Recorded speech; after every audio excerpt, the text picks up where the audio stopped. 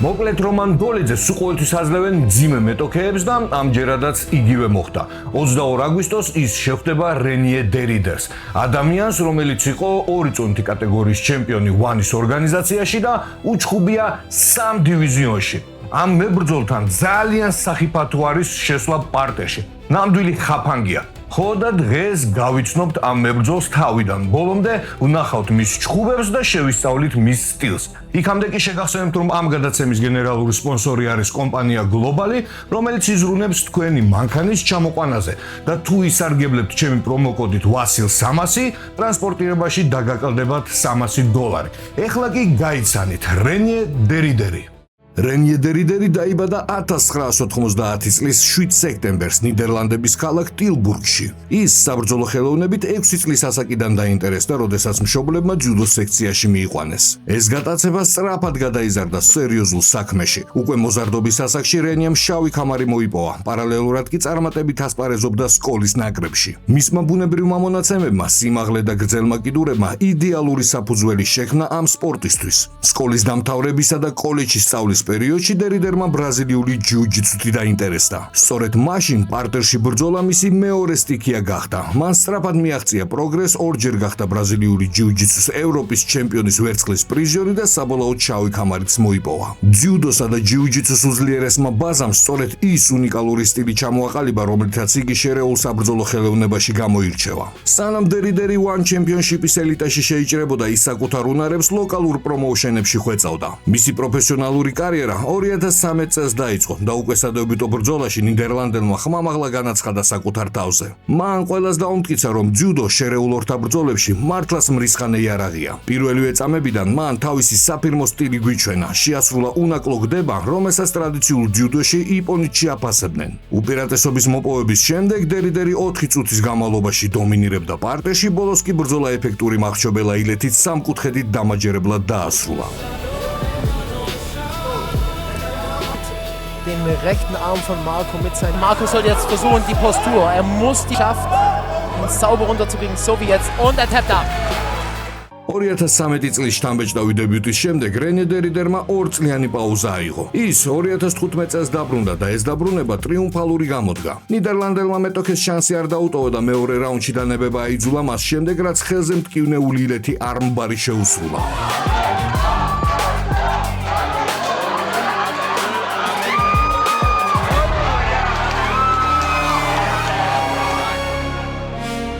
შერეულ ორთაბრძოლებში თავისი გზა დერიდერმა ქვემძიმე წონაში 93 კილოგრამამდე კატეგორიაში დაიწყო. 2 წარმატებული ბრძოლის შემდეგ ის გალიაში ბერძენ მეტოქეს დაუპირისპირდა. ამ შეხვედრამ კიდევ ერთხელ დაადასტურა რენიეს როგორც უაღრესად სახიფათო გრეპლერის სწრაფად მზარდი რეპუტაცია. მან ოპონენტს არანაირი შანსი არ დაუტოვა და ის უკვე პირველსავე რაუნდში მახრჩობელა ილეთით დააფინიშა. სტატისტიკა თავისთავად მეტყველებდა ყველაფერზე. ზედიზედ 3 გამარჯვება და 3-ვე უნაკლო საბმიშენით.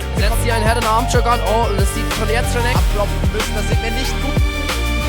Ah, nee. So sieht sehr, sehr eng aus. Und das ist der Tap. Ein weiterer sehr, sehr schneller Kampf, der in der ersten Runde zu Ende geht. Renié, die blaue Seite, blue side, Renié Derrida. შემდეგი, ვისაც არ გაუმართლა და დერიდერის გზაზე აღმოჩნდა გერმანელი სპორტსმენი ალექსანდრ ჰაინრიხი იყო. არც ეს შეხვედრა გასცდენია პირველ რაუნდს. რენიე მეტოქეზე ერთი თავით მაღალი იყო როგორც სიმაღლეში, ასევე ბრძოლის ყველა ასპექტში. ის ცივსისხლიანად კარნახობდა საკუთარ წესებს როგორც დგომში, ისევე პარტერში. მეტოქის სრული განადგურებით ნიდერლანდელმა დაამტკიცა, რომ ის არა მხოლოდ მტკივნეული ილეთითაა სახიფათო, არამედ შეუძლია მეტოქეების დანოკაუტებაც. რენიემ თავისი ოპონენტი დარტყმების წვიმით გაანადგურა და თავის აქტივში ტექნიკური ნოკაუტით მოპოვებული პირველი გამარჯვება ჩაიწერა. Alexander muss jetzt was machen. Alexander schwer getroffen. Seitenspiel im Choke, bisschen weit oben, er ist stark über den Kiefer. Passt den Rücken gehabt. Ja, schön, das schwer gezeigt. Sieht gut aus, dass Alexander weitergehen soll. Und er wird dann Auffordern, Renié Derrida. Give me next in belt, bitte. დერიდერის გამარჯვებების გზაზე მორიგი დაბრკოლება იყო კიდევ ერთი გერმანელი მებრძოლი მარკუს პლოდეკი. ამ ბრძოლისთვის რენიემ მისთვის სრულიად ახალ 84 კილოგრამამდე წონით კატეგორიაში ჩამოვიდა. თუმცა დივიზიონის შეცვლას არაფერზე უმოქმედია. ნიდერლანდელი ძალასა და გაბარიტებში კვლავ უპირობოდ აღემატებოდა თავის მეტოქეს. მიუხედავად იმისა, რომ პირველმა რაუნდმა დერიდერს ჩვეული სწრაფი ფინიში არ მოუტანა, ბრძოლა მთლიანად მისი კარნახით წარიმართა. რენიე დგომში ბევრად უფრო ზუსტი იყო, მეტოქეს საგზნობის ზიანი მიაყენა და მეთოდურად ფიტავდა მას. პარტერში კი მუდმივად საბმიშენებით ემუქრებოდა. He already has the first round. Interesting round, definitely. His right eye. Yeah, that was a strong. კულმინაცია მეორე რაუნდის დაწყებისთანავე დადგა. რენიემ ოპონენტი დგომში რამოდენიმე მძიმე დარტყმით შეარყია, კოლოსალური ზიანი მიაყენა და ამის შემდეგ თავისი ძიუდოისტური არსენალიდან უნაკლო გდება შეასრულა. მიწაზე აღმოჩენისთანავე დერიდერმა დაბნეულ მეტოქეს ზურგი მომენტალურად აუღო და ეფექტური მახრჩობელა ილეთი შეასრულა. ასე გაჩნდა დაუმარცხებელი მებრძოლის რეკორდში ზედიზედ მეხუთე ვადამდელი გამარჯვება, რამაც კიდევ ერთხელ დაადასტურა მისი როგორც დაუნდობელი ფინიშერის სტატუსი. 2017 წლის 8 აპრილს დერიდერის სპორტულ კარიერაში უმნიშვნელოვანესი ეტაპი დადგა. ის თავის პირველ სატიტულო ბრძოლაზე გამოვიდა. შეხვედრა გაიმართა ორგანიზაცია 360 პრომოუშენში 93 კილოგრამში. ეს დაპირისპირება გამძლეობის ნამდვილი ტესტი აღმოჩნდა. კარიერაში პირველად ნიდერლანდელს მესამე რაუნდში შესვლა მოუწია და მიუხედავად იმისა, რომ ტალბინ რამოდენიმეჯერ მოახერხა დაუმარცხებელი პროსპექტისთვის ძლიერი დარტყმების მიყენება, ბრძოლის საერთო სურათი უცვლელი რჩებოდა. რენიეს სიტუაცია სრულიად აკონტროლებდა. საწყისი ორი რაუნდის განმავლობაში ის მთლიანად საკუთარ წესებს კარნახობდა. დერიდერი ბევრად ეფექტურად გამოიყურებოდა დგომში. ისროდა მეტ და ზუსტ დარტყმებს, ასრულებდა ულამაზეს გდებებს ძიუდოს ბაზიდან და გამუდმებით საბმიშენებით ემუქრებოდა მეტოქეს. კულმინაცია მესამე რაუნდის დასაწყისშივე დადგა. რენიემ ბრძოლა ყოველგვარი ძალის ხვევის გარეშე გადაიყვანა თავის საყვარელ სტიქიაში პარტერში, ცივსისხლიანად აუღო ოპონენტს ზურგი და სანახაობრივი წერტილი მორიგი მახრჩობელა ილეთით დასვა. ასე გაჩნდა დერიდერის რეკორდში ზედიზედ მეექვსე გამარჯვება და კვლავ ვადამდელი. არც ერთი მარცხი, ფინიშების 100%-იანი მაჩვენებელი და რაც თავარია, სწორედ ამ საღამოს რენიემ მოიპოვა თავისი პირველი ტიტული. დერიდერის შემდეგი ოპონენტი ჟუან იკანი გახდა. რენიემ ის პირველსავე რაუნდში ხელზე კლასიკური მტკივნეული ილეთით არმბარი დააფინიშა. სამწუხაროდ ამ ბრძოლის ვიდეო ჩანაწერები ღია მწვდომაში არ მოიპოვება. სამაგიეროდ გვაქვს მისი შემდეგი ტრიუმფის კადრები. მალევე დერიდერმა 93 კილოგრამამდე წონით კატეგორიაში კიდევ ერთი სატიტულო ბრძოლა ჩაატარა, ამჯერად ხითევსის ტურნირის ფარგლებში. მისი მეტოქე ქართველი მებრძოლი შოთა გვასალია იყო. რენიემის პირველივე წამებიდან ჯუდოს არსენალიდან შესრულებული ულამაზესი გდებით მიწაზე გადაიყვანა. გვასალიამ მოახერხა პარტერში სახიფათო მდგომარეობიდან თავის დაღწევა, თუმცა ნიდერლანდელმა ის მომენტალურად დააბრუნა უკან მორიგი ეფექტური ტეიქდაუნით. ქართველი სპორტსმენი ცდილობდა სახიფათო ილეთიდან გამოძრომას, მაგრამ დერიდერმა მაინც მოახერხა ზურგის აღება და ბრძოლა მახრჩობელა ილეთით დაასრულა. ზედიზედ მერვე ვადამდელი გამარჯვება და კიდევ ერთი საჩემპიონო ქამარი ქვემძიმე დივიზიონში. Now he pins the arm, goes for the choke, it's not quite in. Oh, now it's under the chin. Oh, beautiful. Yeah. Yeah, here comes the tap at 1 minute and 5 seconds of the first round. Woo.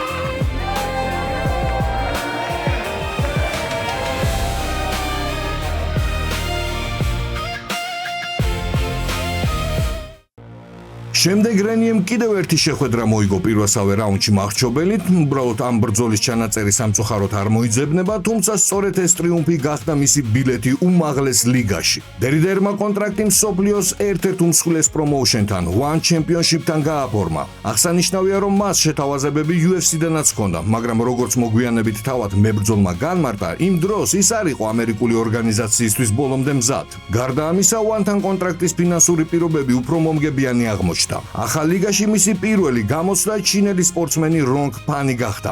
იმ დროისათვის ჩინელს შთამბეჭდავი 12 გამარჯვებიანი სერია ჰქონდა, თუმცა ვანის ორგანიზაციაში ეს მისთვისაც იყო სადებიუტო გამოსვლა. ფანი მაღალი კლასის გრეპლერი იყო და თავისი ბრძოლების უმეტესობას საბმიშენებით ასრულებდა. ნიდერლანდელის კარიერაში ასეთი სერიოზული ოპოზიცია ჯერ არ ყოფილა. მიუხედავად მეტოქის რეგალიებისა, გალიაში ყველაფერი ზუსტად ერთ წუთში დასრულდა. დერიდერმა ჩინელი მებრძოლი მომენტალურად ჩაითრია მიწაზე, მჭიდროდ შებოჭა და მახრჩობელა ილეთით დარსით ეფექტურად დააფინიშა. ეს იყო საიუბილეო ზედიზედ მეათე ვადამდელი გამარჯვება და მართლაც ფენომენალური დებიუტი ვანის არენაზე.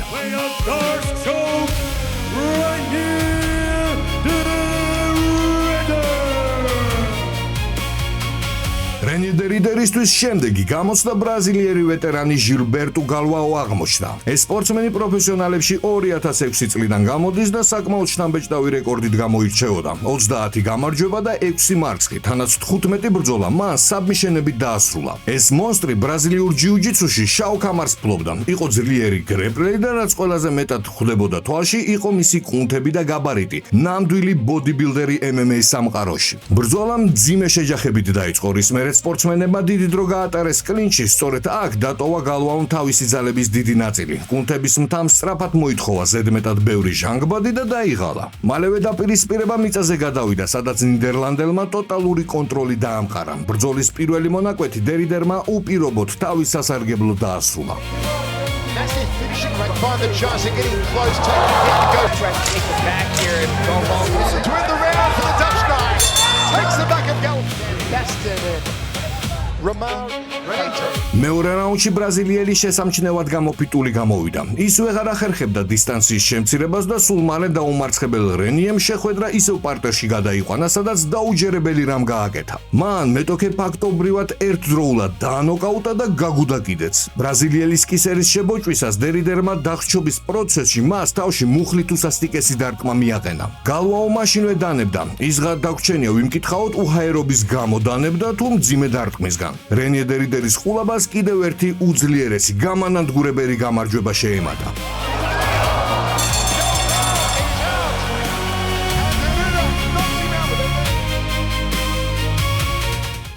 დერიდერის შემდეგი ოპონენტი ბრაზილიელი მებრძოლი ლეონარდო ატაიდე გახდა. მიუხედავად იმისა, რომ მას ბრაზილიურ ჯიუ-ჯიტსუში შავი ქამარი ჰქონდა, ეს სპორტსმენი თავისი გამარჯვებების დიდ ნაწილს ნოკაუტებით იგებდა. ბრძოლის მომენტისათვის მისი პროფესიონალური რეკორდი 11 გამარჯვებასა და 4 მარცხს ითვლიდა. სპორტსმენებმა ბრძოლა ხანგრძლივი დაზვერვის გარეშე დაიწყეს. თავიდან რენიე უფრო ეფექტურად გამოიყურებოდა. მან თავისი მეტოქე ეფექტური ჯებებით დაცხრილა. ლეონარდო დარტყმებს აწეული ხელების გარეშე იღებდა და მიუხედავად იმისა, რომ ზიანდებოდა, წარმატებით ბლოკავდა დერიდერის მცდელობებს ბრძოლა პარტერში გადაეყვანა. ზოგჯერ კი სახიფათოთაც პასუხობდა. მეორე რაუნდში ბრაზილიელმა ინიციატივა ხელთ იგდო და უფრო მკაცრ სერიოზულ შეტევებზე გადავიდა. ერთ-ერთ მომენტში ატაიდე ახლოს იყო იმასთან, რომ დერიდერი მუხლით მიტანილი ძლიერი დარტყმით დაენოკაუტებინა. თუმცა რაუნდის ბოლოს ბრაზილიელი დაიღალა და იძულებული გახდა კლინჩში შესულიყო, სადაც რენიემ თავისი მეტოქე მწარეი დაყვების დარტყმებით დასაჯა.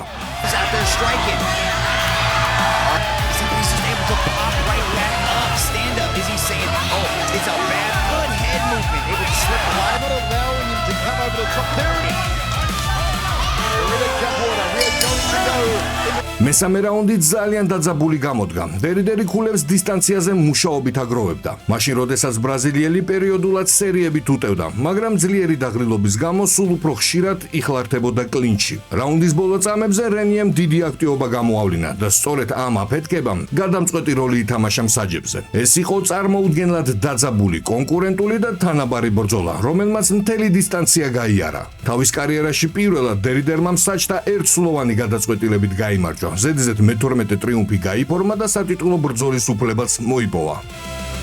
დაიდადგა დერიდერის კარიერაში ერთ-ერთი ყველაზე მნიშვნელოვანი მომენტი. ის 93 კილოგრამამდე წონით კატეგორიის სატიტულო ბრძოლაზე გამოვიდა ვანის ორგანიზაციაში. მისი მეტოქე მიანმარელი მებრძოლი ვანგლან სანგი გახდა. ვანის პრომოუშენის ნამდვილი ლეგენდა, მოქმედი ორმაგი ჩემპიონი 93 და 102 კილოგრამით წონით კატეგორიებში, რომელიც ორივე ტიტულს წარმატებით იცავდა და ორგანიზაციის ერთ-ერთ ყველაზე სახიფათო მებრძოლად ითვლებოდა. ის იყო უნივერსალური ათლეტი, რომელსაც შეეძლო ოპონენტების უმძიმესი ნოკაუტებით გაათიშვას და პარტერში მათი უპრობლემოდ დასაბინდება. ჯერ კიდევ ბრძოლის დაწყებამდე რენიე ღიად აცხადებდა, რომ ჩემპიონს პირველსავე რაუნდში დააფინიშებდა. მიუხედავად დერიდერის როგორც მრისხანე ფინიშერის სტატუსისა, ბევრისთვის ასეთი განცხადება ზედმეტად ხმამაღალი იყო, მაგრამ ნიდერლანდელმა თავისი სიტყვების საქმით დაამტკიცა. ბრძოლის დაწყებისთანავე ლანსანგი პრეტენდენტს სახიფათო აპერკოტით დახვდა, თუმცა რენიე დგომში საჩეხაოდ არ ჩაერთო. მან მეტოქე მომენტალურად მიწაზე გადაიყვანა, ზურგი აუღო და 3 წუთის განმავლობაში ამ პოზიციაში დომინირებდა. ის ჩემპიონს თავის დაღწევის შანსს არ აძლევდა. კულმინაცია ელვისებურად დადგა ზუსტად 3 წუთსა და 26 წამში. დერიდერმა ორმაგი ჩემპიონი მახრჩობელა ილეძე გამოიჭირა და დანებება აიძულა. რენიემ თავის მეტოქეს საჩემპიონო კამარი მარტივად წაართვა. ეს ნიდერლანდერის კარიერაში მართლაც უდიდესი გამარჯვება იყო.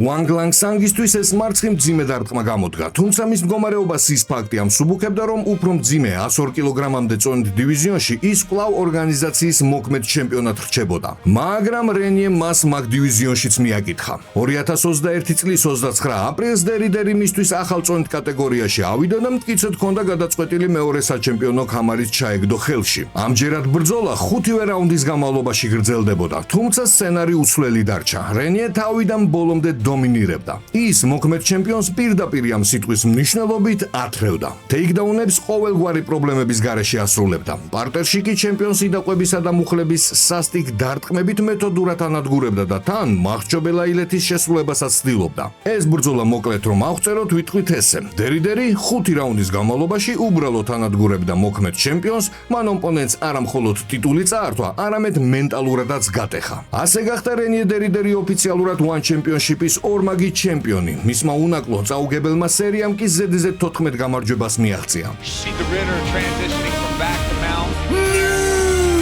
One light heavyweight world champion, Renier de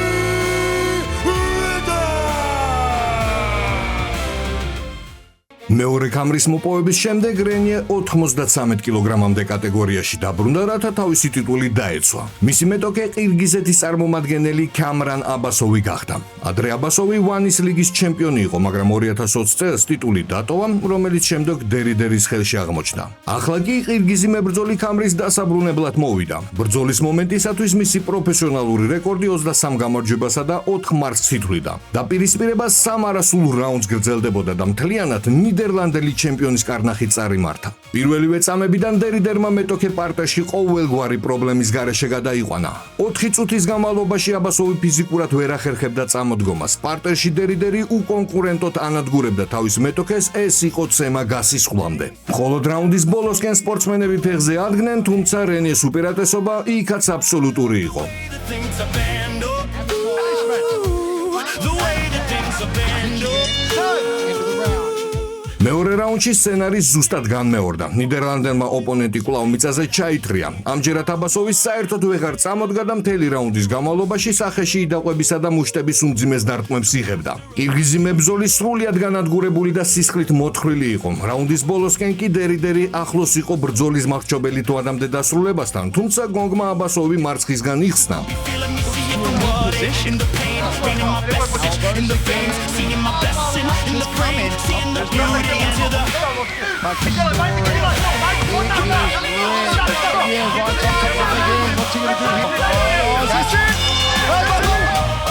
პრეტენდენტის ტანჯვა მესამე რაუნდში დასრულდა. დერმა დამუშავებული სქემით მეტოქე მომენტალურად ძილს გადაიყვანა და ზუსტად 57 წამში ყოფილი ჩემპიონი დაარჩო. ამ ტრიუმფალურმა კამრის დაცვამ რენიეს ზედიზედ მე-15 გამარჯვება მოუტანა.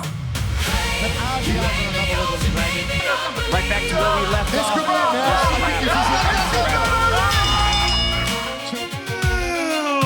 Undisputed light heavyweight and middleweight champion of the world, Renier.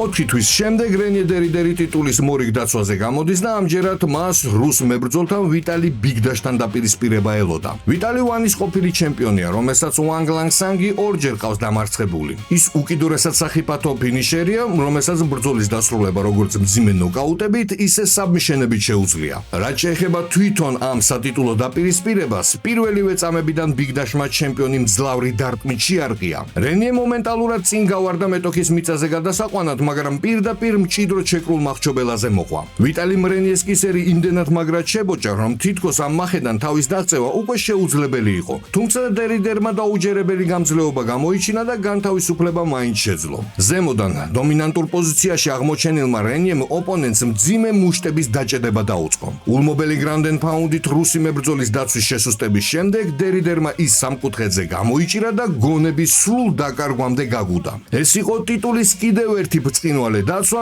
ზედიზედ მე-16 გამარჯვება და დაუმარცხებელი ფინიშერის სტატუსის უპირობო დადასტურება, რამაც რენიეს ვანის მთავარი სუპერვარსკვლავის წოდება საბოლოოდ დაუმკვიდრა. Champion of და რენიე დერიდერის უნაკლო კარიერაში მძიმე პერიოდი დაიწყო. მან Z2 ბრძოლა გამართა უძლიერეს რუს მებრძოლთან ანატოლი მალიხინთან და ორივეში მძიმე ნოკაუტებით დამარცხდა. რის შემდეგაც 93 და 102 კილოგრამით წონით კატეგორიებში საჩემპიონო ქამრები დაკარგა. ამ დაპირისპირებაზე დეტალურად არ შევჩერდები, რადგან მალიხინი ცალკე დოკუმენტურ ფილმს იმსახურებს, მაგრამ აღსანიშნავია, რომ ტიტულების დაკარგვის შემდეგ ნიდერლანდელი არ გატყდა. გამარჯვების გზას რომ დაბრუნებოდა, UFC-ში გასვლამდე რენიემ UA Warriors პრომოუშენში იასპარეზა, სადაც მას თურქ მებრძოლთან მაგამედ მურად ხასაევთან დაპირისპირება ელოდა. ამ ბრძოლაში დერიდერმა წინააღმდეგობა ფაქტობრივად ვერც კი იგრძნო. პირველი რაუნდის შუაში მან ოპონენტი მიწაზე გადაიყვანა და პარტეში სასტიკად ჩაქოლა, რითაც ტექნიკური ნოკაუტით დამაჯერებელი გამარჯვება მოიპოვა. და სწორედ ამ დომინანტურმა ფინიშმა დახურა წარუმატებლობების სერია და ამ მომენტიდან იწყება მისი კარიერის სრულიად ახალი ისტორია UFC-ში. One for your winner by technical knockout, Renier, the Dutch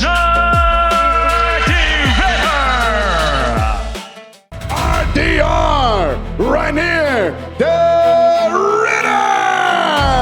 დერიდერის დებიუტი UFC-ში 2024 წლის 10 ნოემბერს შედგა 84 კილოგრამით წონით კატეგორიაში. ის ამ სპორტის ვეტერანს ჯერალდ მირშერტს დაუპირისპირდა. ამერიკელი ძალიან სახიფათო ჯიცერი და ჯიუ-ჯიტსუში შავი ქამრის მფლობელი იყო, რომელსაც მეტოქეების გაგუდვა უყვარდა და ეს საქმე საკმაოდ კარგად გამოსდიოდა. ბრძოლის მომენტისათვის მისი პროფესიონალური რეკორდი 37 გამარჯვებასა და 17 მარცხს ითვლიდა. რაც შეეხება უშუალოდ დაპირისპირებას, ყველაფერი ლამის პირველივე რაუნდში დასრულდა. სპორტსმენებმა ბრძოლა დისტანციიდან დარტყმების გაცვლით დაიწყეს და ერთ მომენტში ამერიკელმა ძალიან ძლიერი კომბინაცია გაატარა. თუმცა რენიე არ დაიბნა და ბრძოლა მიწაზე გადაიტანა. მირშარტმა პარტერიდან თავის დაღწევა მოახერხა და შეერკინება კვლავ დგომში გაგრძელდა. სიმართლე გითხრათ, ამ სტიქიაში რენიე მეტოქეზე გაცილებით ცუდად გამოიყურებოდა. ამერიკელი დგომში დომინირებდა და ამ რაუნდს ქულებით იგებდა, მაგრამ სულ ბოლოს რენიემ მირშარტს უძლიერესი დარტყმა გაუტარა, რომელმაც ის დააგდო. ეს ნოკდაუნი იყო, თუმცა რენიეს დასაფინიშებლად დრო არ იყო, რადგან გაისმა გონგის ხმა. Closing seconds of the round.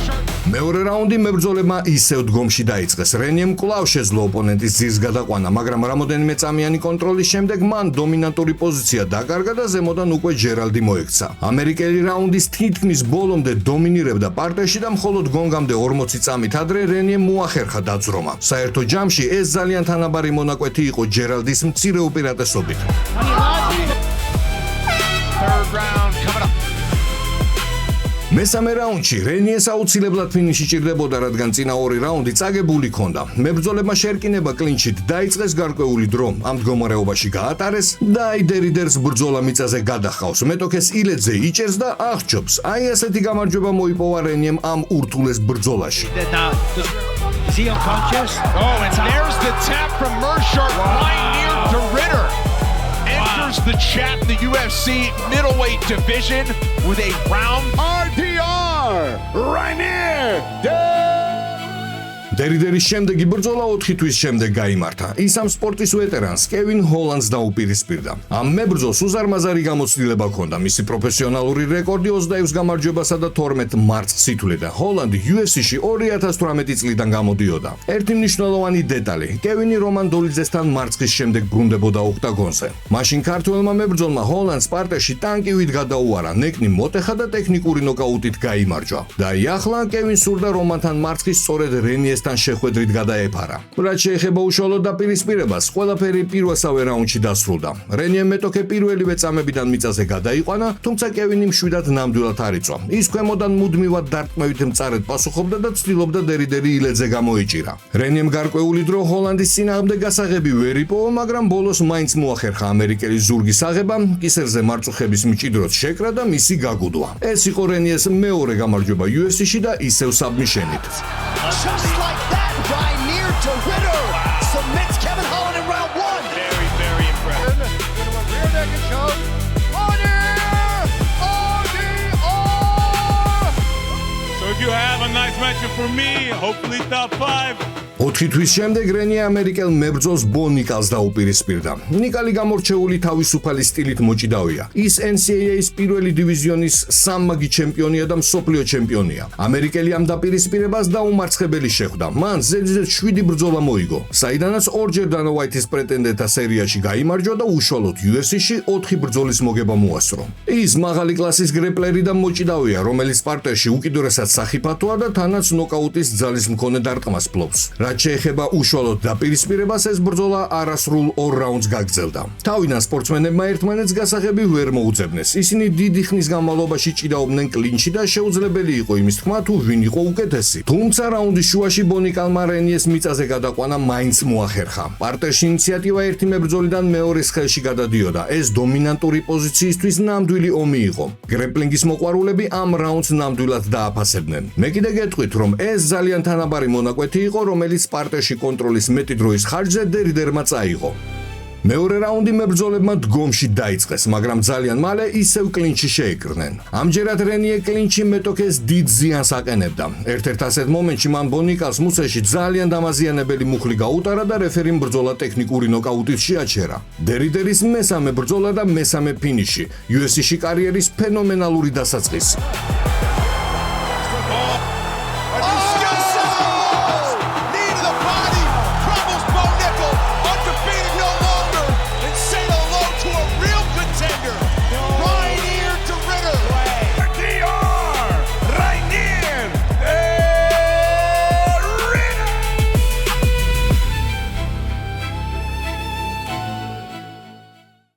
დაი 2025 წლის 26 ივნისს რენიე რეიტინგის მე-13 საფეხურზე ინაცვლებს და ყოფილ ჩემპიონს რეიტინგის მე-5 ნომერ რობერტ უიტაკერს ხვდება. მიუხედავად იმისა, რომ რობერტმა წინა ბრძოლა ხამზატ ჩიმაევთან წააგო, მაშინ ხამზატმა მას ყმა მოტეხა. უიტაკერი მაინც უკიდურესად სახიფათო მეტოქეთ ითვლებოდა, რომლის პროფესიონალური რეკორდიც 27 გამარჯვებასა და 8 მარცხს ითვლიდა. რაც შეეხება უშუალოდ ბრძოლას, ეს დაპირისპირება ძალიან კონკურენტული და სანახაობრივი გამოდგა. მებრძოლებმა ოქტაგონზე 5 რაუნდი გაატარეს და ტამითაც არ გაჩერებულან. ამ შერკინებაში ვიხილეთ ნოკდაუნები, დაუნდობელი ჩეხაობა დგომში, გრეპლინგი და ბრძოლის ყველა სხვა ასპექტი. რობერტმა შესანიშნავი გამოსვლა შემოგთავაზა, მაგრამ დერიდერი მაინც ოდნავ უკეთესი აღმოჩნდა. მან მეტოქეს მცირედით აჯობა და გამძლეობის კუთხითაც უფრო ამტანი გამოდგა. მართალია რობერტი რენიეს ჭიდაობას ბლოკავდა, რის გამოც მებრძოლები ძირითადად დგომში ჩხუბობდნენ, მაგრამ დერიდერი ოპონენტის მიწაზე გადაყვანას მაინც ახერხებდა. ეს იმდენად თანაბარი ბრძოლა იყო, რომ საჯების აზრებიც გაიყო და რენიე დერიდერმა გაიმარჯვა გაყოფილი გადაწყვეტილებით. ეს იყო ძალიან მძიმე გამარჯვება, მაგრამ ასეთ სერიოზულ მეტოქეზე მოპოვებულმა ტრიუმფმა კიდევ ერთხელ ხაზგასმით გვანახა, თუ რაოდენ მაგარი მებრძოლია ნიდერლანდელი.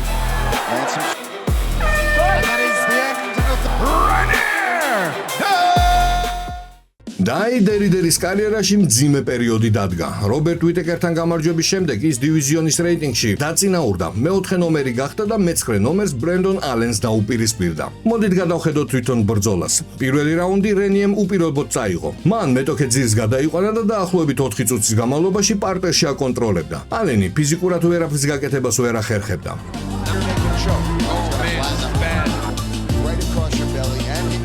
Good job of controlling the arm, but not anymore.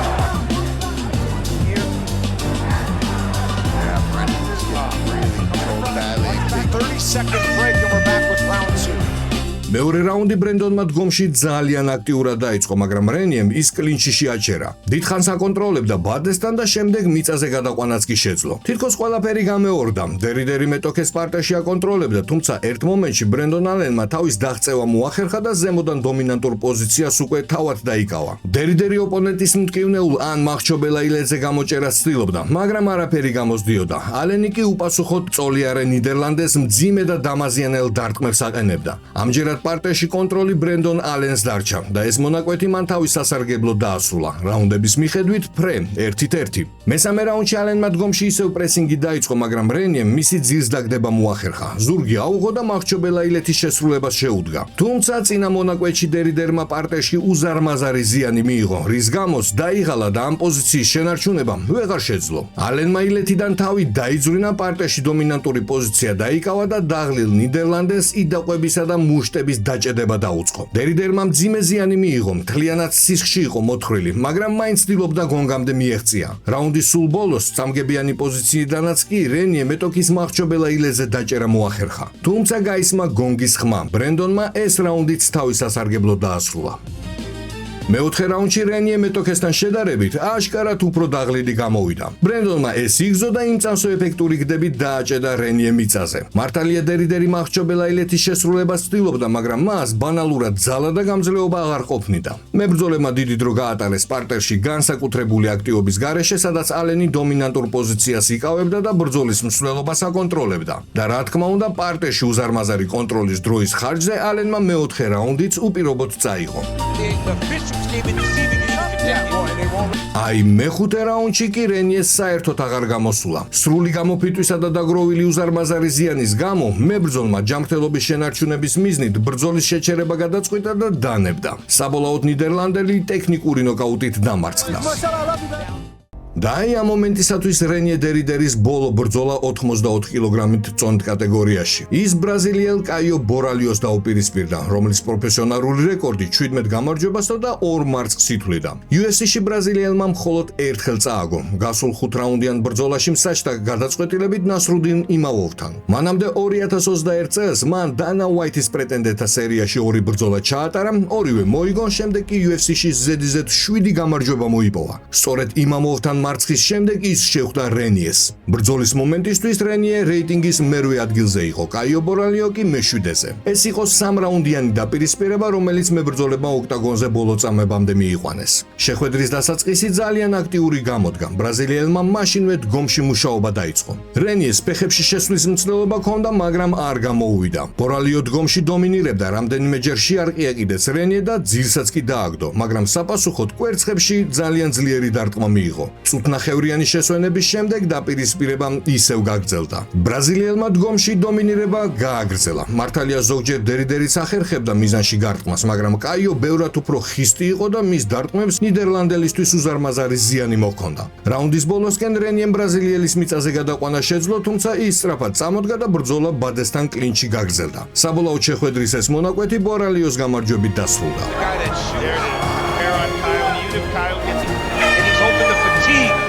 მეორე რაუნდი ბორალიომ ზუსტი დარტყმების სერიით დაიწყო. ის ნიდერლანდელის თავდასხმებს ეფექტურად გაურბოდა და საპასუხოდ ძალიან დამაზიანებლად იკმინებოდა. რენიე ბრძოლის პარტიაში გადაყვანას ცდილობდა, მაგრამ კაიო გდებებისგან შესანიშნავად იცავდა თავს და კლინჩით ჭიდაობას მაშინვე ბლოკავდა. მებრძოლებმა მთელი ეს რაუნდი დგომში გაატარეს. დიახ, რენიეს ზოგჯერ აქტიურობდა, მაგრამ ეს ძალიან იშვიათად ხდებოდა. ბორალიო გაცილებით ზუსტი იყო და მეტი ზიანი მოჰქონდა. ამიტომ ეს მონაკვეთიც მან წაიღო.